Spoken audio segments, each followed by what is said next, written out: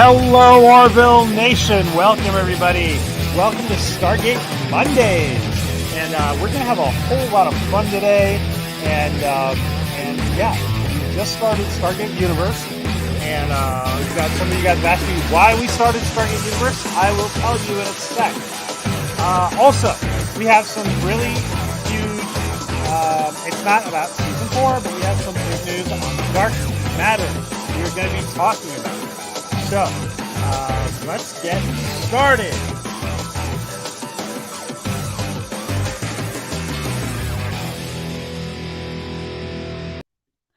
And, yes, okay, first of all, yeah, I am not in my usual place. I am out and about, and I've had a lot of trouble with getting ready to stream today. I've spent a lot of time, and this is as good as it's going to get. So, I even tried getting rid of the green screen, but I think this is a little bit better. So I'm going to leave it. I'm just going to leave the Orville Nation backdrop. So, hello, Yudfer. Hello, Celine. Hello, Lady Miss. Hello, Time Prophet. Deej. Hello, everybody else. Jonas. Let me see who's in here. Welcome, everybody. Rapunzel. Maria from TNTelly. Congratulations to Maria.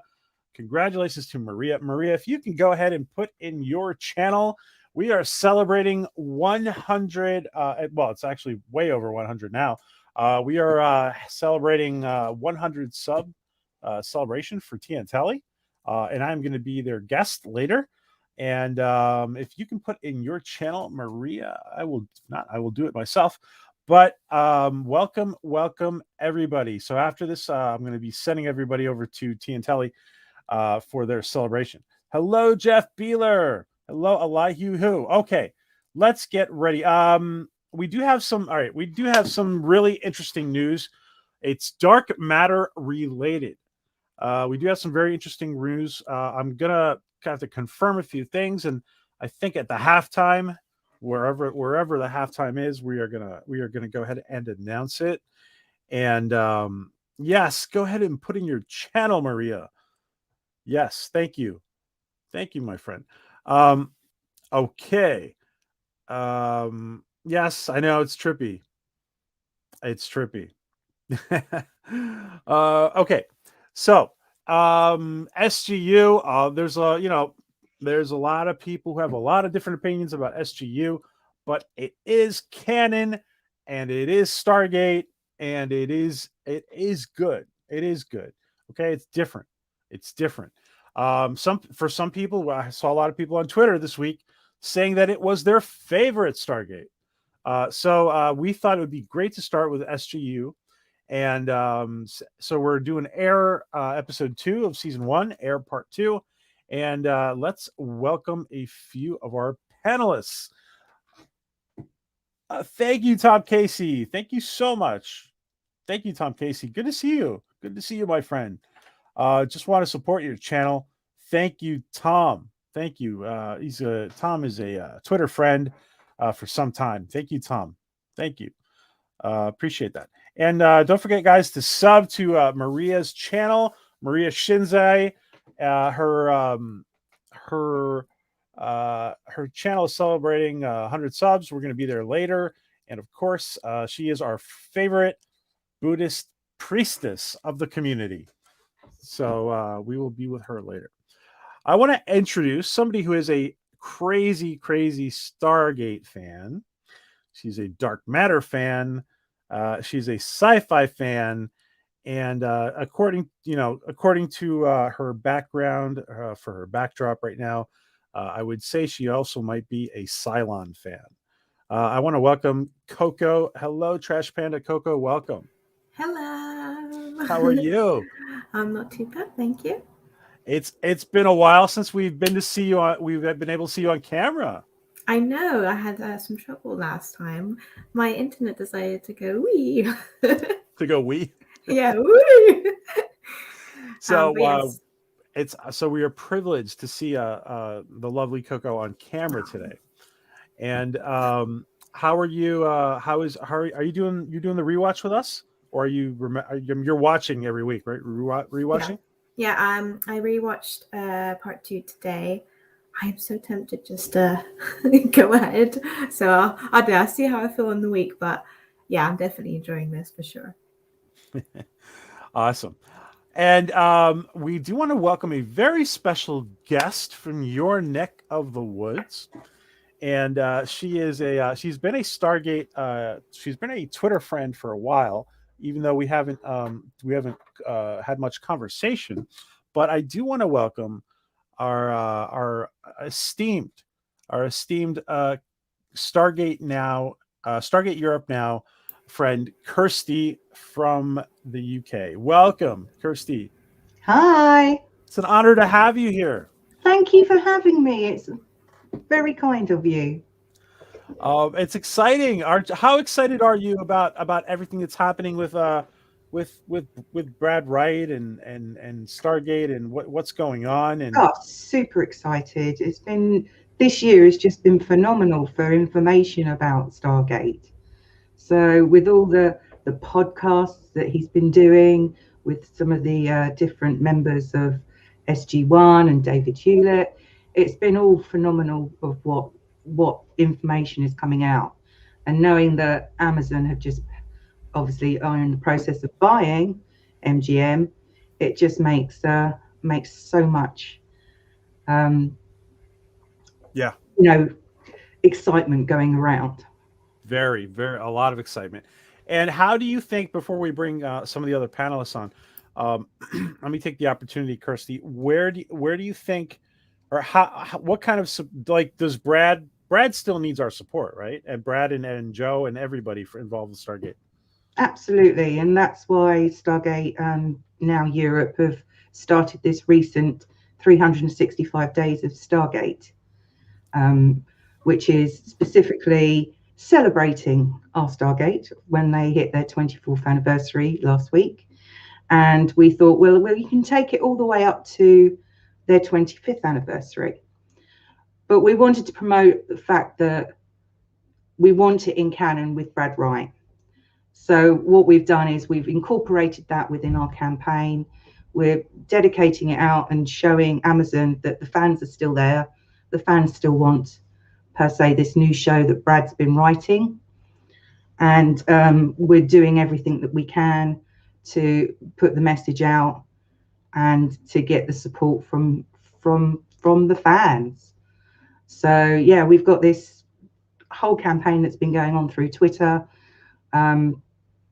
which will last the whole year, and we just want people to let Amazon know how much they enjoy the show, how much they want the new show by Brad, and keep tweeting with the hashtag We Want Stargate.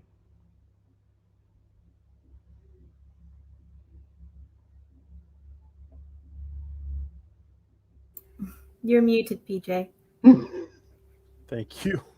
I was going to say I could see the words, but not hear. So thank you, Coco. So very, very exciting, absolutely, and we will be supporting Stargate Europe Now on the 365 days a year, and we're going to be doing a lot of stuff to support Stargate. Obviously, we're doing the Mondays, but we're going to be doing everything that we're going to supporting Kirsty and Stargate Europe Now on everything they're doing, and everything else that we can do to support. PJ was speechless. Yes. Yes, Kirsty's comments were very moving. Welcome, Ava, Irena, and Susan. Welcome, everybody. Yes, 365. I love the idea, Kirsty, 365 days of Stargate. I love it. It's great. Well, we're doing a quote from each episode. So we've got there's so many episodes of Stargate for the 3 series. So we thought, well, we can utilize all of that, pick our favorite quotes, pick our favorite captions, and we're going to end up having to use quite a few of the 2 films, Arc of Truth and Continuum. So you're going to get about 5 or 6 days of that, but it leads us right up to the 25th anniversary, which is just going to be phenomenal. That's fantastic. I do listen. I'm going to bring in Elihu and Diego, and forgive me, I'm a little off my game today because I'm moving around so much. Jeff, I gotta say, Jeff, this comment is something that I have been thinking a lot about, and I want to know why. I want to know why you say it. And Jeff, let me know if you want to jump on with us because I've kind of felt that there was something missing in this area as well. But let me know, Jeff, if you want to jump on and say something about that. All right, let's bring in the rest of the panel. Elihu, who is somebody who has done a great teaser trailer for the Air Part 1, 2, and 3 episode, and he is our resident comedian in our community. So I want to welcome Elihu. Who? Hello, Elihu. Dude, wait. TARDIS is a mess. Hang on, let me step outside. Okay, hang on. Okay, that's much better. I got books everywhere, canines dropping piles of circuits, so you don't want to see inside, okay? Oh, it's TARDIS is a mess, huh? Okay. Yeah, canine dropping circuits everywhere. I don't know what she fed him. How are you, Elihu? Yeah, I'm good. Awesome. Bad hair day, so that's the hat. Bad hair day, so you put on your bad baseball team hat. There you Good go. baseball team hat. Oh, I'm just kidding. All right, let's welcome our final panelist, and he is a friend and leader of our community. I want to welcome Dr. Adega Outlaw. Hello, Doctor. Hey, how's it going? How are you? Not bad, and it's nice to be on screen with someone who's in the process of ascending. Look like there he goes. Yeah. Off into better parts of the universe. Yep, I'm gonna go hang out with what was her name? The woman who is always ascending Daniel. Amatisala. Amatisala. Thank you guys. Look at it. But thank God Kirsty and Coco are here. What? Don't get me started on trivia. That I'll be gone. I know the stories, just don't remember the names. Yeah. Oh, and I had to say something real quick. Please. T and Tilly love the hat, and I can't tell, but I would really like to know. I see the little circles with stars. If those are gears, that is a cool steampunk hat. But other than that, it's really cool. They are gears. Are they? Oh, it's an awesome yeah. hat. Goes well, and I'm very much into steampunk, so I like that hat a lot, and I will steal it. Uh-oh. and he'll wear it too. Yeah, he would. T and Telly, don't forget to sub to T and Telly, and we will be on her channel just in a little while after this one. So, let me leave that up for a sec. And Adega, we do have a big dark matter announcement that we'll talk about in a little while. Looking forward to it. I think you know what that's about, and Possibly. And it's kind of we will be figuring out, we're going to be announcing something that's going to be happening related to dark matter. No, it's not season 4, as much as we want to hear Joe say that. Cartoon? Cartoon? No, not exactly. But it's going to be an exciting online event related to dark matter season 4. And as soon as I get the okay, we're going to say it. So let's get started.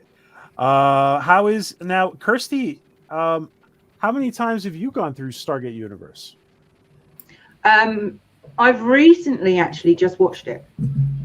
I've done a complete rewatch of all 3 series over lockdown here in the UK. Oh, okay. And my SGU has literally only finished about 2 weeks ago. Wow. Now, So, where does it stand in your regard for it? You don't have to compare it to the other ones necessarily, but did you enjoy Stargate Universe? I didn't mind Stargate Universe. I didn't mind the darkness that it went to. I was quite happy to watch it in that aspect and didn't mind the storyline and the conflict. So that didn't bother me at all. Yes, is it completely different from the other 2? Yes. I do understand why people don't necessarily like it, but I have no issue with it. Okay. And like we were saying before, there are people who actually think it's their favorite. Yeah. So listen, this is great. This is what's great about our fandom. Of course, we do see Michael Shanks, Amanda Tapping, and Richard Dean Anderson appear every once in a while, and that's always nice. So, well, first, I'm comments on Air 2. I'm going to ask each of you. Opening comments about this episode, Coco. Very interesting. I definitely like the character development we get in this from like the first one. It's definitely like you're on the verge of like, oh, this is intriguing because you're starting to find stuff out, but you're still not completely aware of everything.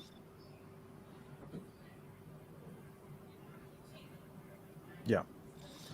And Kirsty, what are your first thoughts about this episode?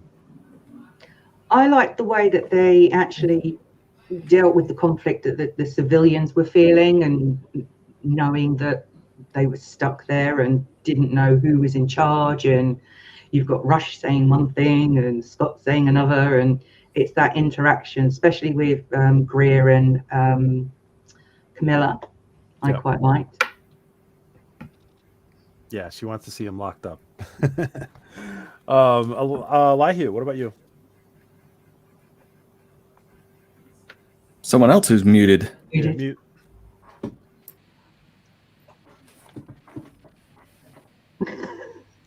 And I'll actually start talking this time, okay? I actually felt throughout the whole entire series, especially the opening, is that Eli got the short end of the stick. This guy just got plucked out of there. I'm like, come on. He had no training. I mean, yeah, he's great at math. That's the only thing basically he's good at. That's the only thing. He was plucked out of nowhere.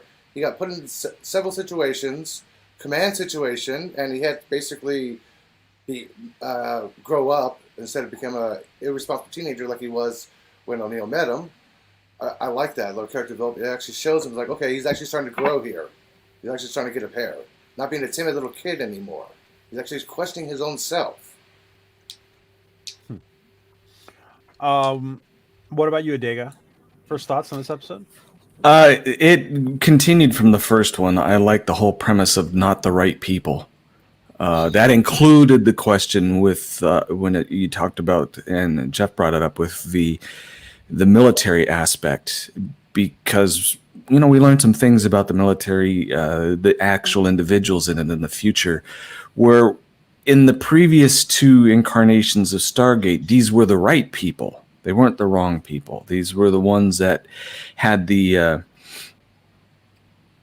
drive to be able to go to places that weren't comfortable and didn't have the emotional background and troubles with interpersonal relationships with people that they were working with, that to the extent that Universe has. And also having the sense of not having... There's a lot of shows that you watch where it's almost innately in the program that somewhere, something down the line is going to end good. It's going to have a happy ending. And you kind of feel like this is Stargate. How's it going to have a bad ending? But you're left every episode thinking something else is going to drop. You don't know that it's going to end well. Who's going to die? I like that because it was so different from the previous incarnations. Don't get me wrong, I like the other ones quite a bit. But everything from, and I mentioned this before, the ship, the music, the people, and I have to hand it to Cap Stargate. He nailed me on Twitter good. But yeah, and I appreciate that. Yeah, I appreciate that very much.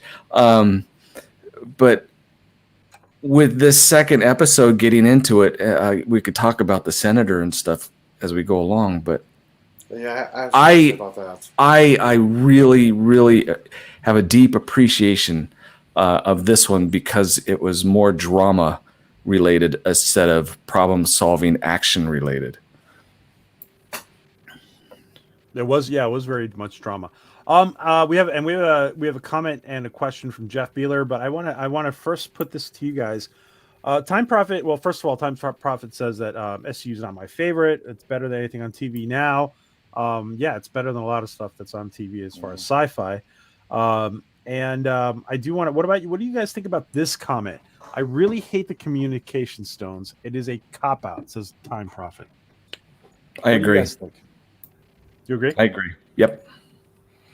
It adds an interesting drama, which I'm sure the rest of us in the panel will bring up, and they use it well in that respect. But in a actual sci-fi, less fantasy situation, I think it was kind of a cop out. They should have used another way to go about it. Some way of relaying things through the Stargates. From one galaxy to another with time delays or what have you, but it was a cheat. Now, a lot of people, and I'm going to let you guys answer this question, but I just want to say this: that a lot of people have drawn a comparison to Voyager or Lost in Space or something like that, where they are really cut off, and they're not truly cut off in the complete sense here. But I want to let ladies first. Katie. I'm sorry, Katie, Coco, and Kirsty. What do you, Coco? What do you Long hair, red what do you hair. think about Time Prophet's comment? I didn't mind the timestones.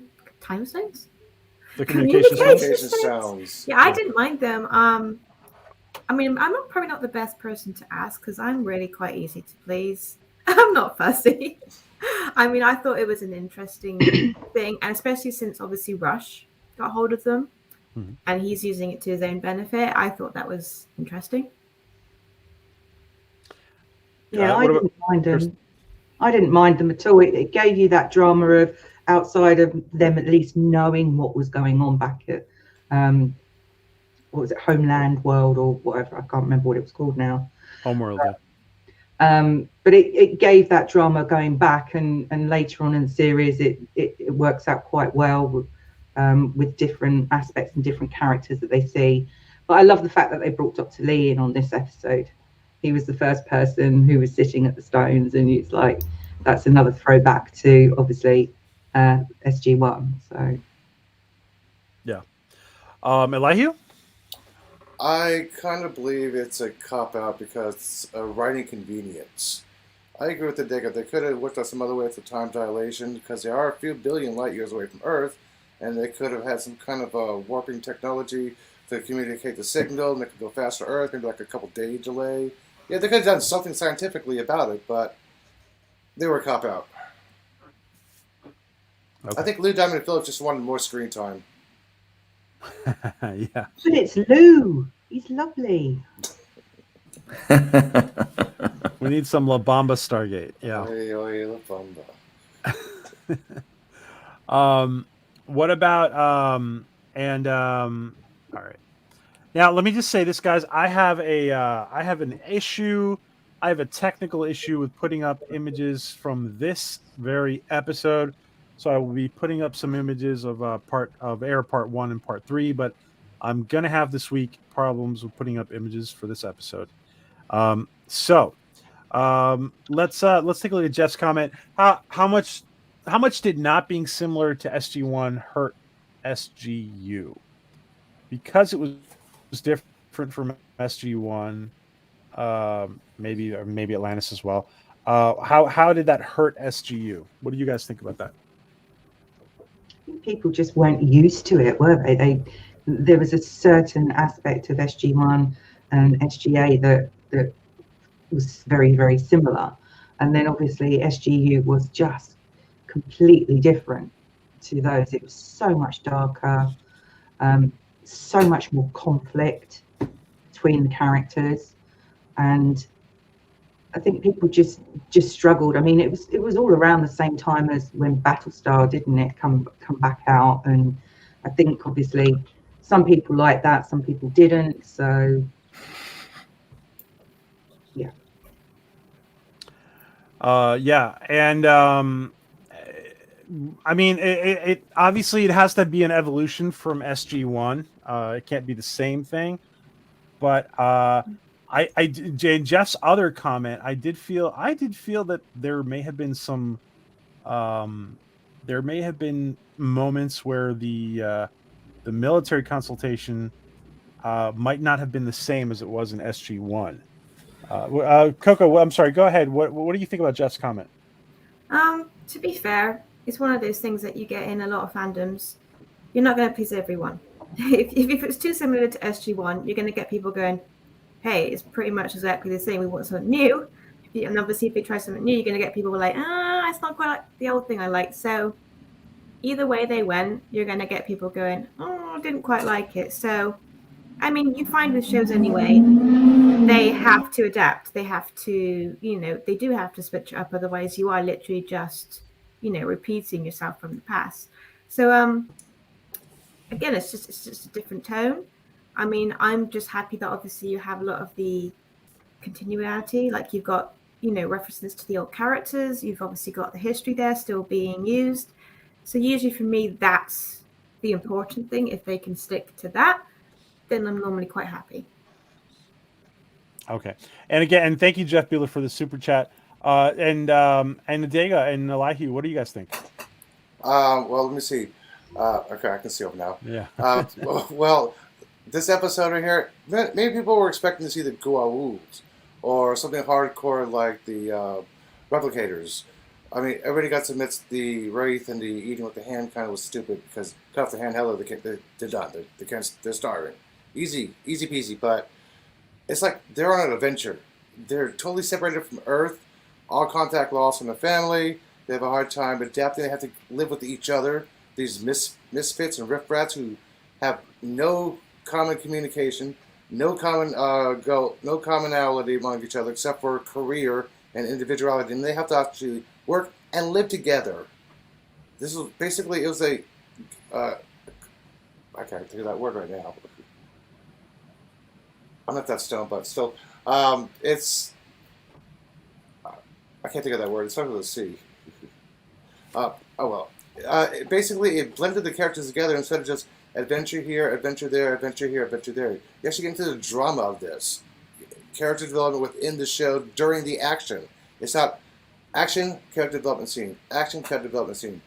Character development during the action scenes. Okay. Adega? You can go back and look at almost every sci-fi show that you see, even in fantasy. You know who the heroes are, and you get attached to them. In universe, you don't know who the heroes are, and that's one of the big differences. It takes a while to settle in on who's your favorite, who's going to be the good guy, who is the bad guy, and even when you kind of got to figure it out, they still don't quite act the way you anticipate from other shows. You really don't know who the heroes are because there isn't anyone that really stands out as something of a dynamic standalone person who could take this group and do all kinds of wonderful things and everyone would step in line, because everyone doesn't step in line. It's different that way. And it's an interesting take, and I thought it was pretty cool going that way. And Jeff mentions here about the about allowing experts from back home to join and put the characters in Earth settings. Yeah, listen, if it's done well, it can be done. Maybe the question is, was it done too much? Was it done whatever? But we're not really critiquing here. We just want everybody to share their opinions. I do have to say something about the Stones, and it's almost a little bit of, well, it's kind of a spoiler. So if you don't want to hear it, give me, when I shut up, you know the spoiler's over, so I'll give you a sec. Okay. With the Stones, there's a couple episodes that come up where one doctor who is severely handicapped makes it on the ship, and I think that was brilliant. Given the chance to step out and someone stepping in, switching shoes for that, I love that part of the story. So anyway. That was brilliant. That part very well as well. Go ahead, Kirsty. She played the part very well. Yeah, like Adega was saying, you don't know who the villain or the hero is. I'm like, is Ross a good guy, or is he a good, bad, good guy? You can't really tell from the opening, from the first two. Of course, you later find out what kind of guy he really is, but that's spoilers. So, Celine asks, "What would they have done without any communication?" That's a good question. They would have to. I mean, I'm sure they would have figured things out. communication beacon, have it warp the space time, allow it to go to another Stargate, like Adega said, communicate through that. Of course, it's not going to be instantaneous. It'll be like a long delay, like maybe a day or two, but there's still a way. Okay, so this episode also has a lot to do with Chloe and her dad. Did anybody think that the senator was not going to make it through this episode? Me. Yeah. Yeah. Like, so the first time you were watching it, you thought this guy's out of he's the dead man, right? I don't know why. I just felt the way they were writing the character, the way he was going. I was just like, oh, I can't really see him being an established character. Like, I was happy to be like surprised, like, okay, fair enough. But I was like, when he died, I was like, okay, I wasn't that surprised.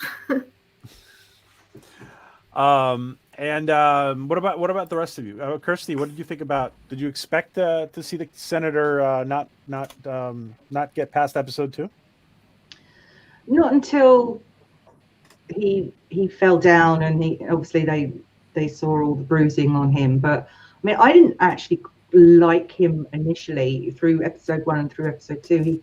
He just came off very judgmental is not the correct word, but he came off very stern and all of that. And going through, you find out more about his relationship with Chloe and her take on her father and how he reacted and dealt with her, which I thought was a nice little twist to seeing him in a completely different light.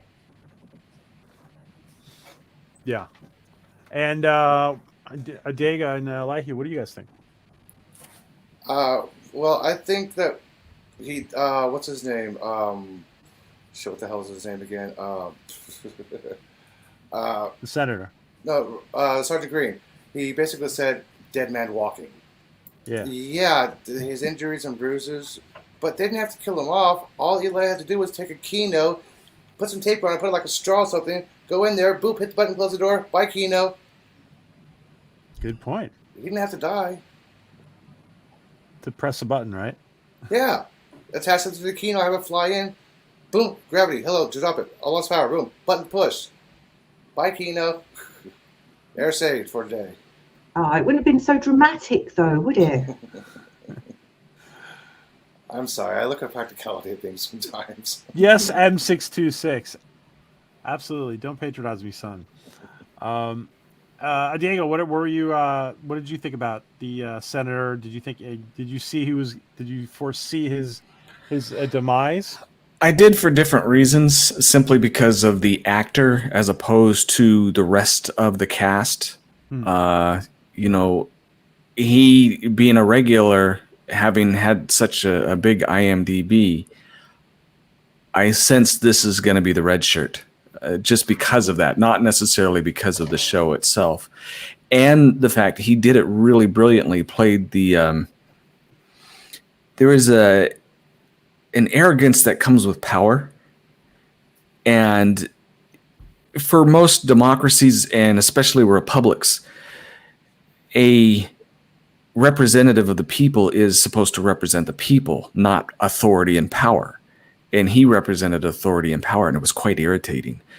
Everyone probably got the same vibe off of him. But then there was that human aspect of him that came on later that I thought, well, that was he loves his family. You're not seeing the senator, you're seeing the father. So I thought that was pretty good, but I was not surprised. But it, like I said, it wasn't because of the story. It was because of who he was as an actor. Rapunzel says, would the Kino have been able to push a button without the ancient gene? And the ancient gene, all you have to do is push a button. Well, you don't see them targeting little small spaces. They just hover and travel in lines, not go up or down. So you never know. Astronauts. I'm an astronaut. Thank you. Okay. No, I'm a bunny. And we have here the we have here. Where's it? But I wanted to ask Kirsty now how nice was it to see some of the SGU1 cast and throughout SGU. Oh, well, I'm a big SG1 fan, so it was great for me. Though at this point, there wasn't that much Daniel, and I'm a Daniel girl. So, but seeing our O'Neill was great. And obviously, you did see Sam, and the fact that they called that ship the General Hammond. I was loving that. Yeah. Yeah. Carter, Colonel Carter is commanding the General, well, I don't know. It's the Hammond. Yeah. Or the General Hammond. Yeah. Yeah. That was very moving to see that. Absolutely. And I love the videos that they did with Daniel. They are actually fully on YouTube. You can Yes, go they through are. all of Yeah. them, and they're actually great. Yeah. You don't see it so much in this show. You just get those little snippets. But if you actually watch them, they're quite funny, and it's again bringing that Daniel character back, which is great. That would be a good thing for your Twitter to link in.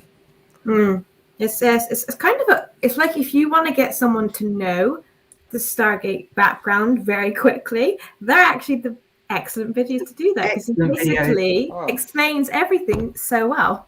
Yep. I mean, at one point in this episode, Eli turns around and says, I think Rush was telling him about Ascension, and Eli just turns around and says, that wasn't in the video. And he said, there's more than one video. And we see this comment from Love Shack. Carter's still a colonel. Yeah, but before she was a lieutenant colonel, and now she's a full colonel, I think, here, if I'm not mistaken. And I also saw here Matt Ryan. Hello, Matt Ryan. Good to see you, my friend. Matt Ryan, of course, makes the dark matter, makes weapons from the dark matter show. And Matt, we need we might need Stargate weapons. You know, maybe. Shotgun. Please no Zap guns. Maybe Stargate weapons. Maybe a Kino. Maybe who knows? Who knows? Let's see what Matt comes up with. Yeah, but you got to watch it, Matt. Though you got to watch it to see what what you might be able to come up with. Now we see that they're obviously concerned about the air, and most of this episode, like Diego said, is a lot of drama going on here. There's a lot of stuff about the civilians and the military, and it's interesting because Camille Ray doesn't trust Rush, and I don't think this is too much of a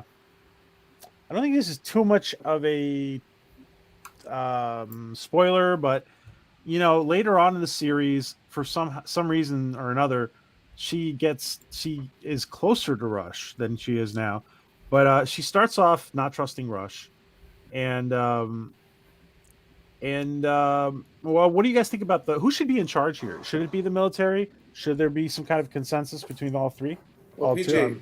she thought that he undermined her authority by automatically jumping to the ship instead of straight to Earth. He superseded her. Is like, hey, she probably thinks that, hey, he's exerting his high intelligence. He's better than everybody else. None of this is. I'm in charge. People know who I am. He's superseding her. It's a conflict of character. That's when she finally got to know him. That's when she got closer to him.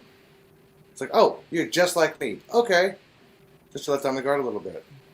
Okay, that's a good point. Yeah, they're both they both think very highly of themselves. That's true.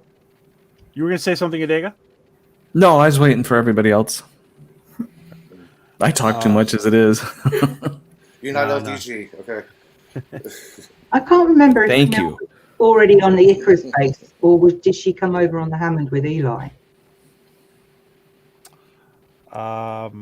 That's a good question. I'm not sure if we saw her until I'm not sure if we saw her back in. Was she at that dinner they had on the Icarus base?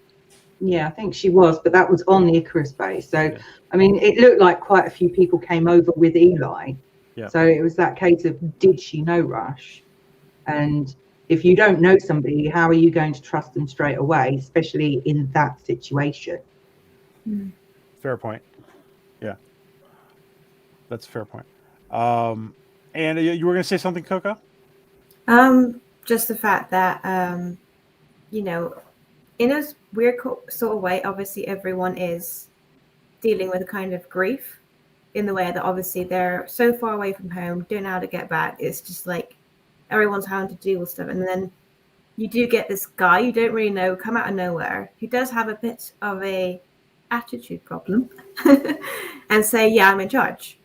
And it's just like, well, obviously you're going to be a bit like, whoa, what's going on here? So I mean, in the back of my head, I'd be like, whoever's had the most experience going through the Stargate probably should be in charge. But it also, since that's all you have in such a dire situation, you do really need to work together as well. I think it didn't help that Young was incapacitated at the time as well, because obviously if he had been, you know, conscious, he would have just taken the lead, and unfortunately he wasn't. So it was a mixture between him and Scott, Rush and Scott. So, and then there's that little battle between them, and people do sort of calm down and listen to Scott. So that's more of the military side of it coming in. People were actually listening to that side of it. It's Celine makes a good point here. Everybody wants to play the game like they're on Earth, but they aren't. Only Rush realized the situation. He doesn't explain what he does. That's what pisses people off. I mean, he does it for a good reason, but he doesn't explain to people that he did it or why he does it. And people are pissed off. It's like, well, you should have said something. He's like, too busy. He actually is too busy. He's doing calculations in his head. He's always working. Yeah. And you get and by the way, Love Shack, yes, guys, please go do your own show. Go do your own show. I have my own show. I'm kind of the opinion, if you had a burning building and you had police and fire and a dentist and a librarian there, everyone step aside and let the fire department put out the fire and the police direct the traffic, and everybody else, you know, make sure they're taking care of what needs to be taken care of, but not what somebody else's job is. Rush's job was to do the science part of it. Military is to protect and keep things in order. And when someone who is a scientist tries to do a policeman's job, or vice versa, that's where things get into trouble. And the senator, having been wrongly, because it's a political thing, where he feels like he should be in charge when actually he's just a public servant and subordinate actually to the military. If the president was there, it'd be a different story when it came to American military, but he wasn't. So by default, it should have been to the ones who have an organization that's set up to lead in emergency situations and organize. The fire department goes, puts out the fire. The rest of the police, you make sure no one gets in the way. That's just how I felt about it. I agree with you, actually. I think, you said that very well. Celine says in this situation, a scientist must lead. That's a different opinion. It's logical, because if the military automatically assumes command, people goes like, okay, wait, I'm not military. Why do I have to get orders from you? Well, I think what Adega is saying is that in order to the military ensures the chain of command, and then the military obviously should act on consultation from the people with the most knowledge. And that's why a military general gave Russ in charge, made him in charge. Did he? Yes, remember? That's what Rush said. Rush said that. That's what Rush said. That's not exactly what happened. Rush is full of crap. Okay. And the military, I would agree with you in peacetime or where there's no emergencies. But when there's emergencies, that's what the military is used for. Keep people safe and break things that need to be broken. And make sure, things get back to normal as quickly as possible. But also, they're on a strange ship. They don't know if there's people on there at the time. They don't know if, there's something lurking around the corner that could hurt them. Yet you know, you need those military to go out and just and assess the situation to see if it's clear or not. That's what they did. Yeah, they told all civilians stay put. And I just want to read Aiken's comments. Hello, Aiken. Hi, everyone. Stargate was my friend on quiet system monitoring nights. Very fond memories. Yes, very fond memories for Aiken. I would do it for. Sorry, mispronouncing your name. But a military commander can give a civilian in charge of any kind of project they want. They have civilian contractors. And usually they're ex-military or highly clear top secret clearance.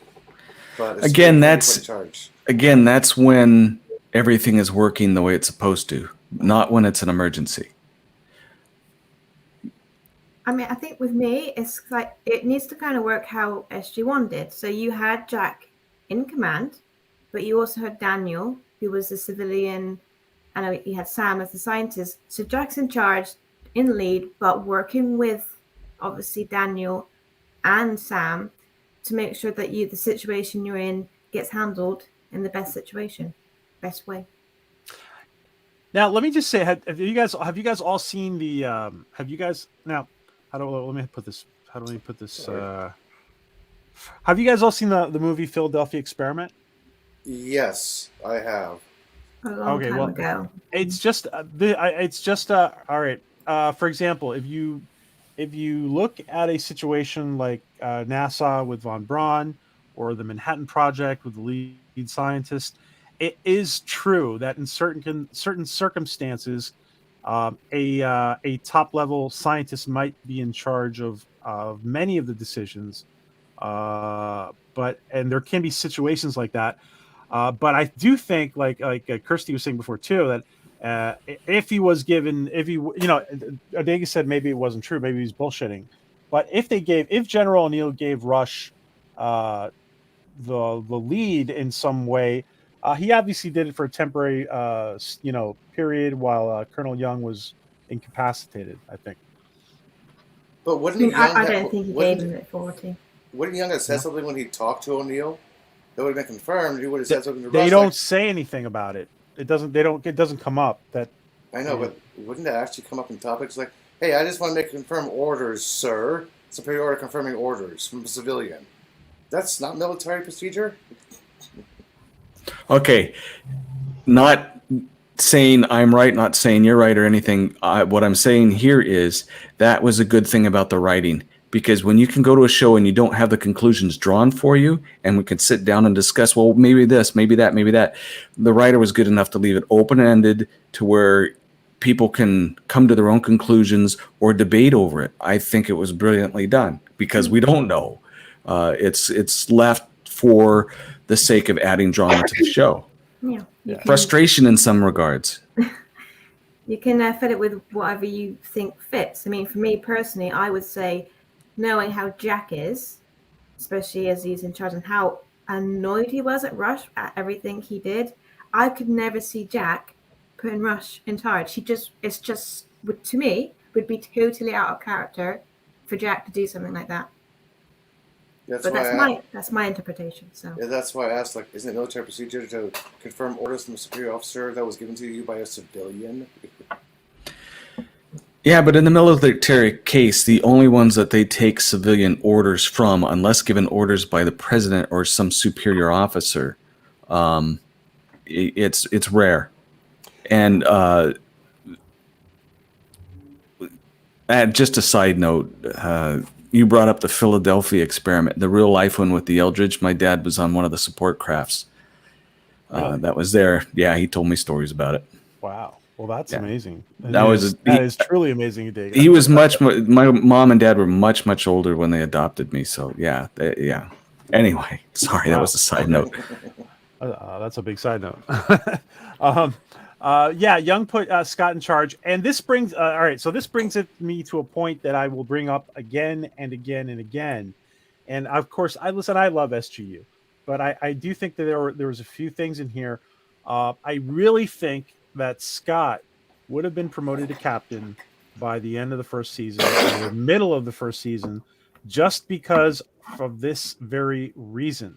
If Colonel Young is for some reason incapacitated, the number 2 person who takes over has to have a certain level of respect. He's a very young guy, and at least making him a captain would give him a little bit more respect in the eyes of everybody.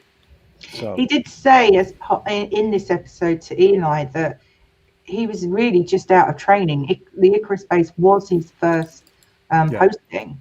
So for someone so young to have so much, who protrudes so much authority and the way he deals with people, I thought was really interesting. But yeah, and absolutely. The thing is, though, in real life, it does happen. And so in real life, these situations do happen. Somebody right out of training gets thrown in a situation where they're giving a lot of responsibility. And it is a very interesting part of the story, Kirsty. I agree. I mean, it happened in SG1, technically, because we saw those recruits being trained by Jack. And then not long after, one of those recruits is on his first mission. And then he gets inhabited by the Tok'ra, doesn't he? That's in Summit, yeah. Yeah, like you said, it happens. Now, what do you guys? So, did anybody anticipate that they would have to start to use the Stargate to solve their problems? Did we all anticipate that? That was coming. They got a Stargate there. They stopped and they kept the Stargate like, hey, we can use this thing now. Yeah, come on. It's in the name of the show. Right. Yeah. Yeah. So they're obviously they need to fix the air filtration system, and it looks like they're going to go to a sandy planet to go to an old lake bed, an ancient lake bed, and find the lime that they need to fix it. Concentrated, yeah. And I thought it was a good premise, the fact that, the ship wasn't used to having anybody on board. So why would the life support be that good at the time? Plus the fact that it was thousands of years old. So remember the pilot, it was explained that they launched the ship here so they can eventually come meet the ship, but they sent it before that ever happened. So the ship wasn't expect to get live creatures on a ship, but they ascended, so they never made it. Well, but I think this. I mean, they said that this technology is prior to Atlantis, and I mean, at some point, the Destiny ships like the Destiny and the Gate ships that follow that go out in front of it went through the Pegasus galaxy, obviously, and gated that and seeded that. I do want to ask. Go ahead, Kirsty. I'm sure I read somewhere though that this Stargate in universe was one of the prototype Stargates, and then you've got the Milky Way Stargates. They came second, and then the Atlantis. I could be wrong, but because if you look at the difference in the gates. Can you repeat that? I'm sorry, Kirsty, I didn't hear that. I was saying that from what I remember, this gate supersedes the SG1 gate for the Milky Way. So it's that progression of the different gates. This is a very more, it doesn't spin as much. Does it spin? You're saying, you're saying that the SGU gates were than the Milky Way, from what I remember. Predecessor to the ones in the Milky Way, yeah. And then you've got the Atlantis ones. Oh, you saying that the Atlantis ones are older than the SGU ones? No. They're younger. Yes, exactly. Okay. Agreed. Yeah. Agreed. And what do you? We begin to see here some of the things with some of the relationship evolving with Eli and by the way, a lot of us are mixing up Elihu and Eli every time we're doing this. They're both geniuses, so it's okay. Hey, I'm better looking, so.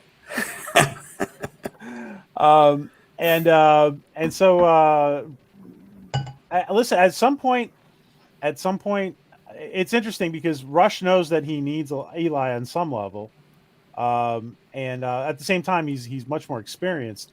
What? Let me ask you guys this: what did you guys think about the fact that they started to dial the gate again, and Riley, uh, Riley is actually the actual gate technician on the Icarus space. What do you guys think that the fact that they started to dial the gate again, was it a good idea?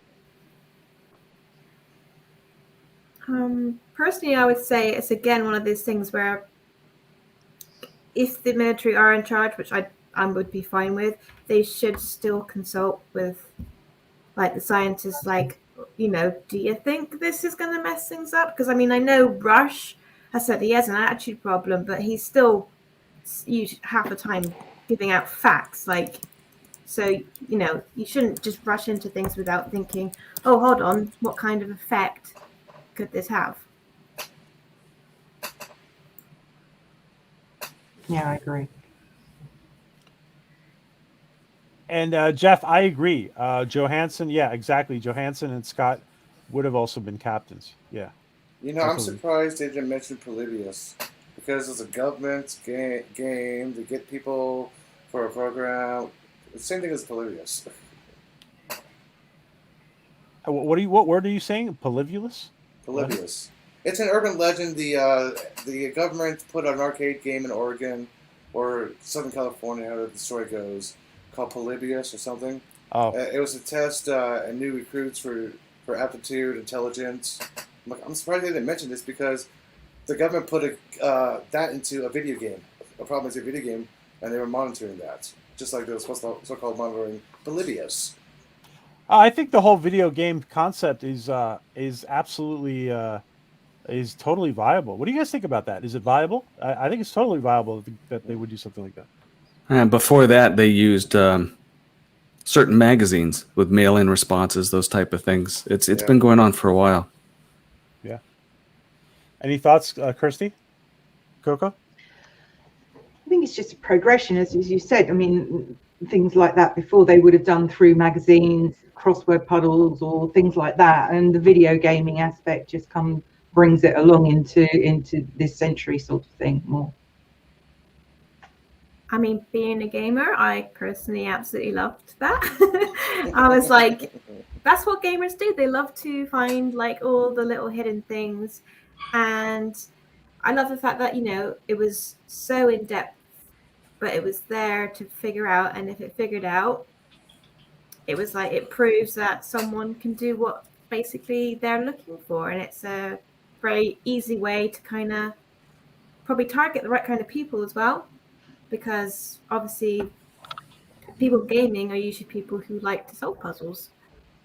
Yeah, gamers have good hand-eye coordination, and that's why the Air Force, before you ever get in the cockpit, you play an actual video game.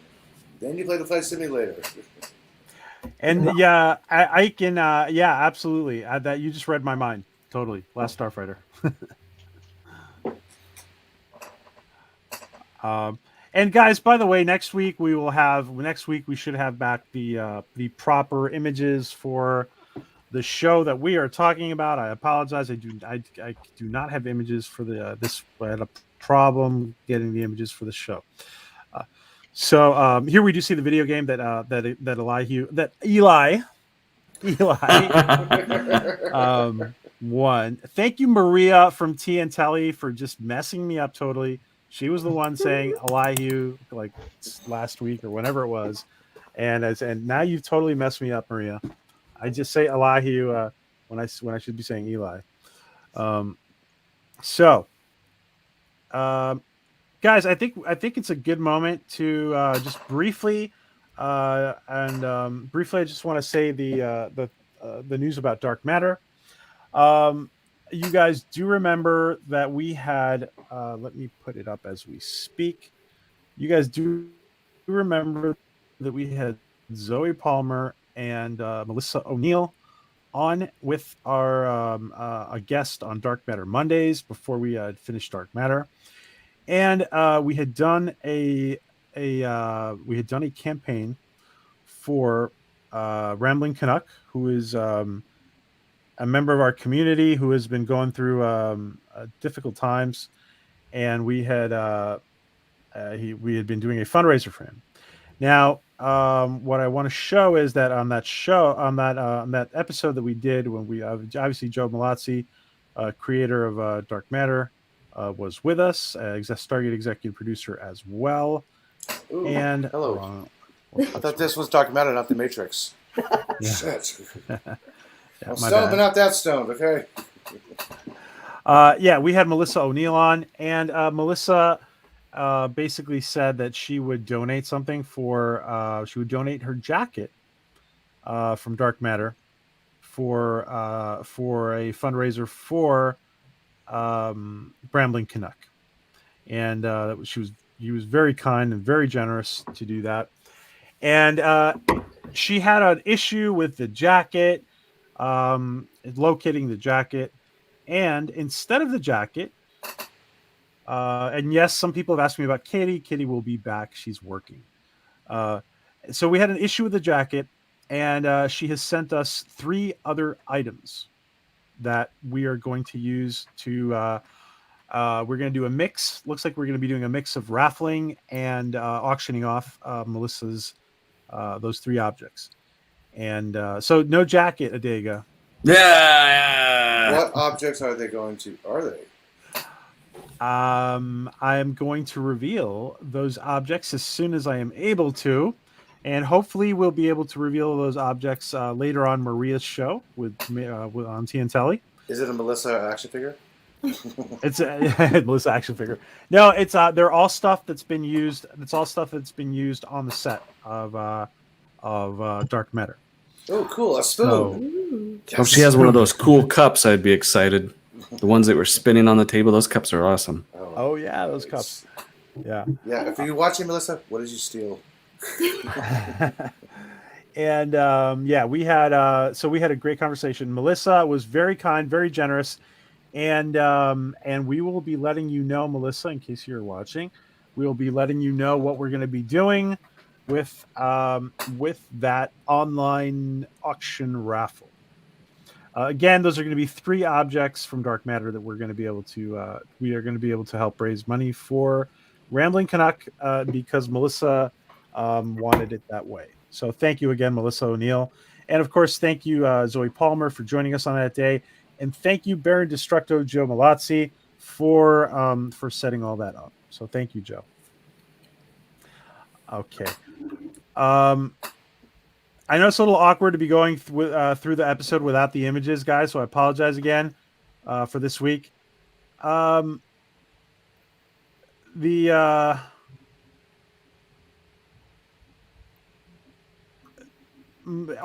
what would you guys rate this episode 1 to 10? Ladies first. Kirsty, what would you rate this episode 1 to 10? For the follow-on from the first one, I'd give it a good 9. It brought the story along. It carried it on very well, I thought, to where they were and the issues that they were going to have. Oh my gosh! You know what I just realized, PJ? What? I could have done this, and you could have advanced the video for certain screenshots. You have control of it. I've got to have this episode on my computer.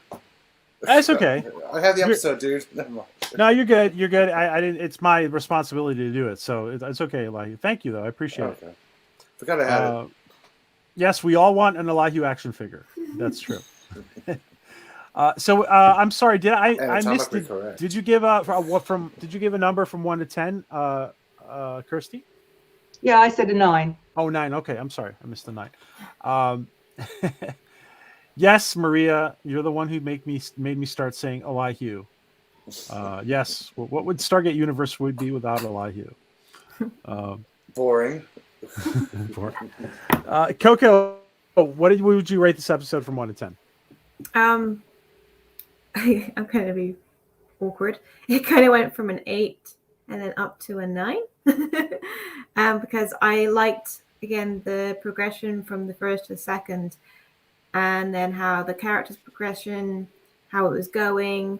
And I think for me, it was just the final shot where, the ship has stopped, the Stargate opened, and they were going to somewhere completely unknown. It just totally gave me vibes of like the very first movie, like how SG1 started. Like, the very first, like, oh my days, this is all new. I absolutely loved, the way it ended.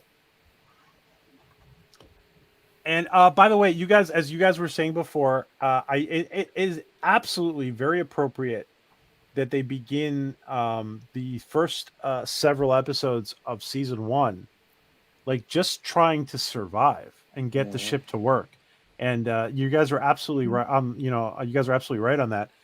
And it's very appropriate, and I think it's exciting that the fact that they're just trying to survive and figure out how they're going to survive. That's what they did for Atlantis. They got there, and their main goal was, how do we survive?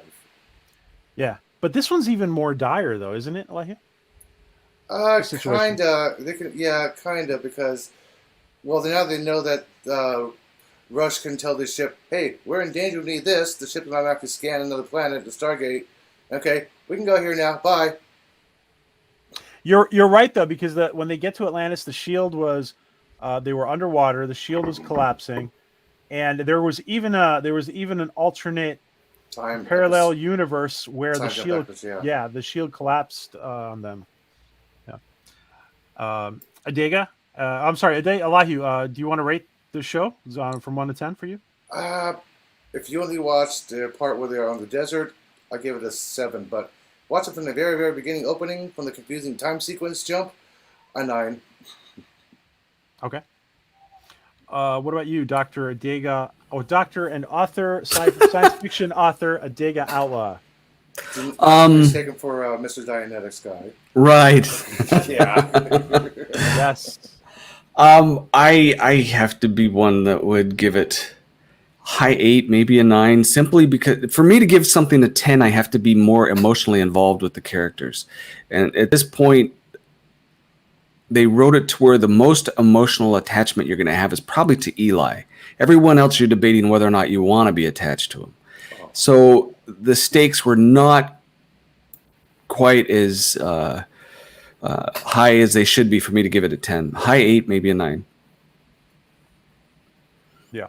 And by the way, if anybody from the and I know some of them will probably be listening at some point. Anybody from the SGU creative production staff is listening. This is we love, like, I think everybody here loves this show, and I love this show, and obviously anything we say about this is all done just because we're hyperly obsessive geeks that look at every tidbit of information. But we love this show. And we're obviously obsessive freaks about all this, and I would give the show a 9. I like this show. I like this episode. I think it's a good fit for. I do like the fact that they did 3-parter for the first for air part 1, 2, and 3. I do like the fact that they did that. What was your? Let me ask you both as we wrap up. Let me ask, and again, I'm sorry to everybody in the chat for not having images for this episode. I want to ask Coco, what was your favorite part of this episode? Yeah, again, it's just going to be the last bit. And your least favorite. Ooh, least. Ooh. Your favorite and your least. Do you know what is really funny? Because Adega said that he didn't really get any attachment except to Eli. So it's complicated me and the character Rush. So on one hand, I'm like, dude, you're really annoying. But then on the other hand, I'm like, I just feel like he's just not functioning completely as he should do because of some past trauma, which we've kind of had a hint at. Mm-hmm. So as I said, it's weird. On one hand, I'm intrigued by him, but the other hand, I'm just like, oh my gosh, just stop. So sometimes the scenes with him can really annoy me. But then the best bit I said is right at the end where they're all like, okay, so the ship has stopped. It's sending us to a planet that the ship knows we need to go to. So I thought that was fantastic. And then obviously leaving it on the thing, like them all getting geared up, ready to go. And I was just like, yeah, here we go. Kirsty, what was your favorite and least favorite? I liked the bit with Eli and Scott when they found the Kinos and they were talking about their past, and and all of that. So you've got to see that bonding of those two to start, even though obviously Eli annoys the hell out of Scott initially. It's already bringing that bond together. It's still going to take time. So what you were saying about Rush, I mean, yes, he's played to perfection by Robert Carlyle. He just plays him so well that you don't know whether or not you like him or you don't like him. Well, you don't like him half the time, but there's these little nuances of like, yeah, okay, yeah, I get where he's coming from, sort of thing. So and let me just say, Time Prophet, I agree. I think the shuttles are at least where they dock. They do seem like in the big scheme of the ship, they do seem a little large for the ship. Yeah, I agree. Now, Joe, let me say, Joe brought this up. Joe brought this up a lot. I didn't bring this up. He's mentioned it. That sometimes the fans are very aware of the scale of things, and sometimes the creative department that's putting these together is not. I mean, they're doing a fantastic job, but maybe the fans' level of scale. How do I say this? The fans' level of scale expectation might exceed even some of these great creators that are putting these together. If I understood Joe correctly, what do you guys think about that? Are the shuttles too big for? When you look at the ratio to the ship? Yeah, the Destiny is my second favorite ship. I mentioned this before, out of all of sci-fi, and the scale of it. And they keep talking about how massive it is, and they've only scratched the surface of it. But when you look externally on top to see where the shuttle bays are, they are definitely far larger than what the story dictates.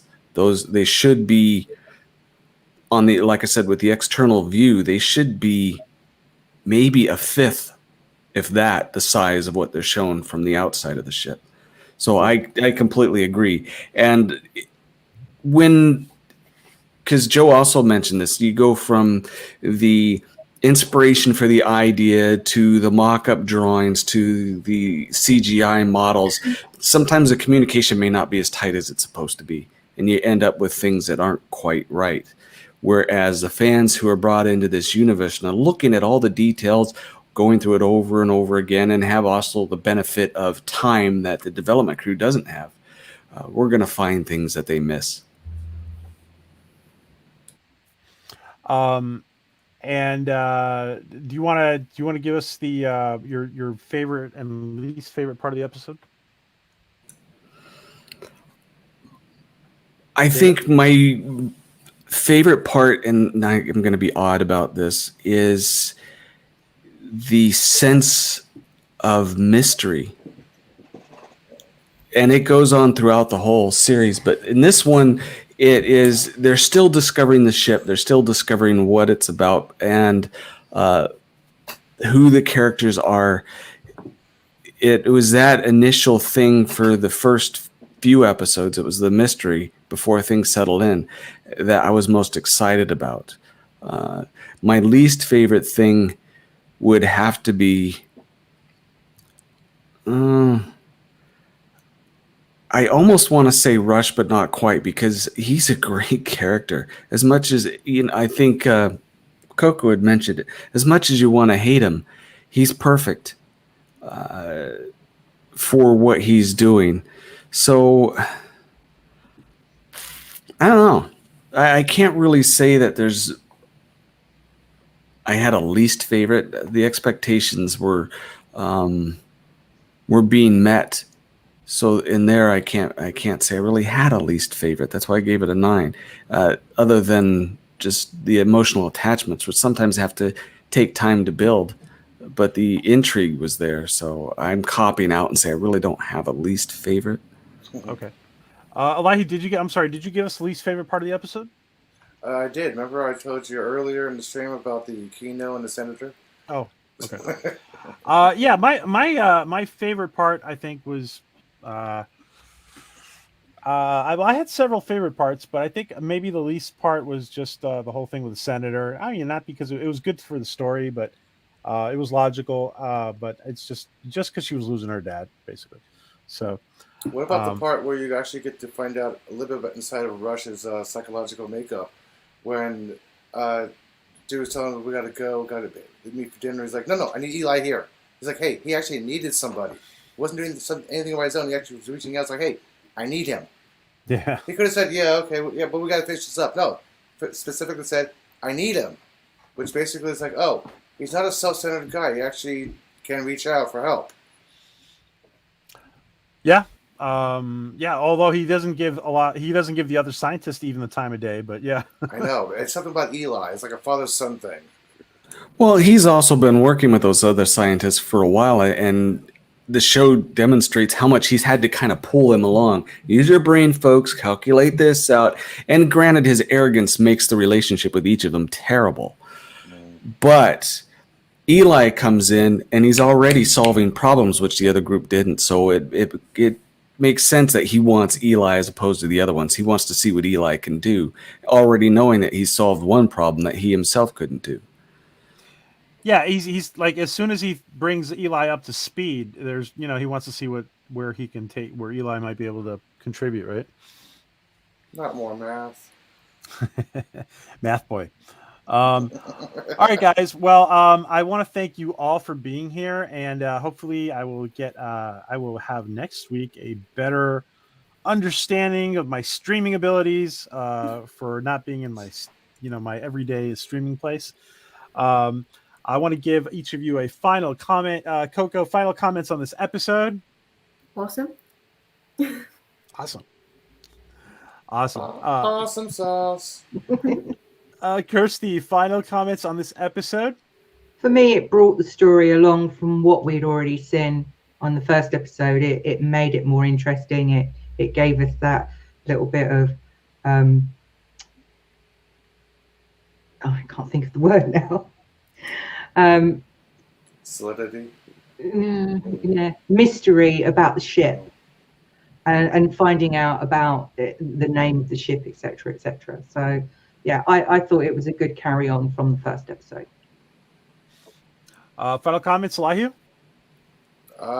Actually, out of all of them, Universe, SG1, and Atlantis is my favorite in orders, and I'm not counting the movie. Yeah, Universe is my favorite, but I hate how they just ended it. Like, okay, Between Galaxies, fade to black. Bye, Mr. Blue. Have fun in your acting career. Yeah. Well, actually, he did do a good. Adorable, that's all, yeah. He did do a good job playing Sam in A Typical Wednesday. Yes, Yeah. he was in Jay Lee's film A Typical Wednesday. In case you haven't seen it, watch it, because pretty soon it's supposed to be a sequel. It's A Typical Thursday. Yeah. It's supposed to be in the works somewhere. That's right. There's a sequel coming. Mhm. Adega, what is your final thoughts on this episode for today? It's typical Joe. You get a really intriguing story that makes you run into a wall at the very end of a tease that makes you want to come back. Wait, you can't leave it at this. Wait, the gate just opened.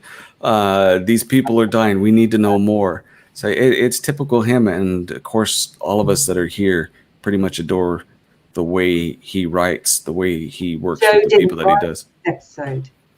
Then I am wrong. Maybe it's not typical Joe, but it certainly acts like it. I know. I appreciate that very much. I appreciate that. Joe only wrote 12 episodes, but Well, it was not this one. It Not might this be. No. It might be. There might be. Even though his writing credits might be certain to certain episodes. There is. They have their. I think they usually have their common writer, their common room conversations. We did learn from Joe when he was talking about dark matter, that he would give them the ideas where they needed to go and let the writers finish up his ideas. And this, I don't know if he didn't write it, that's fine. But it was one where you had your part of the plot where you got that satisfaction. You know, the senator, arrogant senator, is now dead. He sacrificed for everybody. We have drama with his daughter, those type of things. And then you're left wanting more because there's a mystery that's presented to you, or another step that they didn't resolve. And I like that about these type of shows. The first sorry, go ahead. No, as opposed to the episodic type things where you have individual standalone episodes. I'm much more intrigued by the ones that are telling big story arcs. He wrote the season finale, Incursion, and part 1 and 2. No, I appreciate you guys telling me that because I didn't know. Yeah, his first one credit was, according to IMDb, I'm looking right now, it was the episode Space, episode 11. But he did write the part 1 and 2 of Incursion. All right, guys, I want to give our guest today, Kirsty, the final word. Kirsty, do you want to tell us? Again about 365 days of Stargate on Stargate Europe now? Yeah, so we're running a campaign to take us from the 24th anniversary last year, not last year, last week, over up to the 25th anniversary of Stargate SG1 for next year. So we're doing basically an episode a day of a screen capture and a quote, and we're trying to promote to get Amazon to do to tell them, us fans, we still want that in canon universe from Brad Wright that we know he's writing, and we just need all the support that we can get. Daily Twitters go out at 5 o'clock UK time, so yeah, please tell us, answer the tweets, tell us what you like about the episode, everything with hashtag we want Stargate. The more we can get that out there, the better. And yeah, let's get this Stargate family together and let's get something going for hopefully next year when MGM and Amazon have sealed that deal. But let's let Amazon knowing that we are still out here and we still want a new show.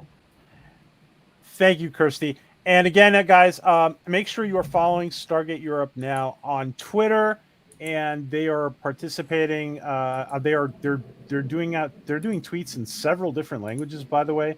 So make sure you're engaging with them. Make sure you're retweeting them. Make sure you're participating and commenting, and always retweet. And the more we engage anything related to Stargate, the sooner we will get it. So thank you so much, Kirsty. It's an honor to have you here. Thank you for joining us. Thank you. Thank you, Coco. Thank you, Elihu, our resident comedian. Thank you, Dr. Adega. And I want to thank everybody in the chat. William Cortland, Time Prophet, our very colorful friend, Love Shack, Deej, everybody who has been in here, Matt Ryan, our weapons designer, our sci-fi weapons designer.